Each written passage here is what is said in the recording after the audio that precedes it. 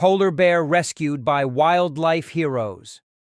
The Arctic wind howled through the barren landscape, carrying with it the eerie silence of an unforgiving wilderness. Snow stretched endlessly in all directions, a frozen sea of white under the dim glow of the sun. Somewhere amidst this vast expanse, a lone polar bear struggled, its powerful body entangled in a deadly web of fishing nets. The bear, a magnificent creature with thick white fur and piercing black eyes, had wandered too close to human civilization in search of food. The warming climate had made hunting harder, forcing the great beast to scavenge near the icy shores. But in its search, it had unknowingly stepped into a human-made trap, a net, abandoned and forgotten, yet deadly in its grip. The more the bear fought, the tighter the ropes became. Its powerful paws, capable of crushing ice with a single swipe, were useless against the unyielding strands of nylon. Hunger gnawed at its belly, exhaustion dulled its instincts, and for the first time in its life, the mighty predator felt powerless. Miles away, deep inside a remote Arctic research station, a distress signal crackled through the radio. "This is Ranger Outpost 42. We have reports of a polar bear in distress. Coordinates are 78 degrees north, 16 degrees east. Immediate assistance required." In a small, dimly lit room, a team of wildlife conservationists sprang into action. Among them was Dr. Emily Carter, a seasoned Arctic biologist, and Jake Dawson, a rugged field rescuer who had dedicated his life to saving endangered wildlife. They exchanged a glance. Time was not on their side. "We have to go now," Emily said, pulling on her thick fur-lined coat. "If that bear has been stuck for hours, dehydration and fatigue will set in soon." Jake nodded. "And if it's desperate, it could become aggressive. We need to be careful." Within minutes, the team loaded their snowmobiles with medical supplies, ropes, and a tranquilizer gun, just in case. The Arctic was as deadly as it was beautiful, and they couldn't afford any mistakes. The journey to the bear's location was treacherous.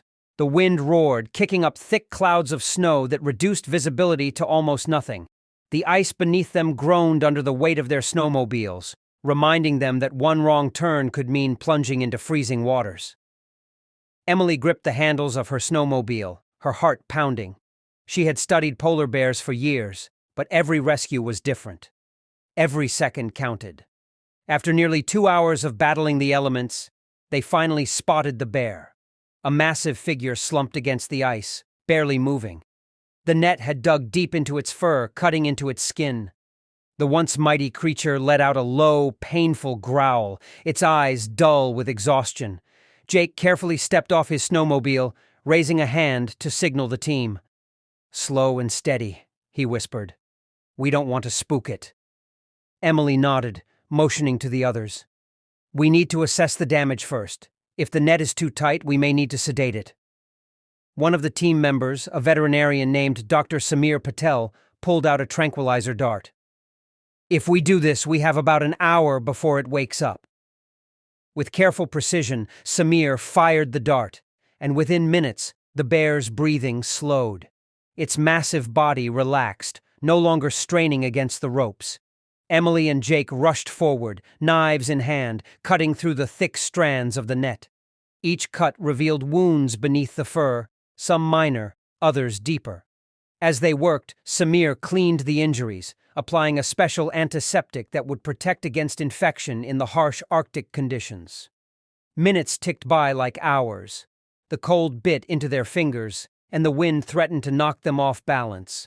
But they didn't stop. Finally, with a final tug, the last piece of the net came free. Jake stumbled back, breathing hard. "It's done." As the tranquilizer began to wear off, the bear stirred, its great body shifting against the ice. Its black eyes flickered open, filled with confusion at first, then understanding. It looked at the humans, not as enemies, but as something else. With a deep, rumbling breath, the bear rose to its feet. It tested its newly freed limbs, shaking off the last remnants of the net.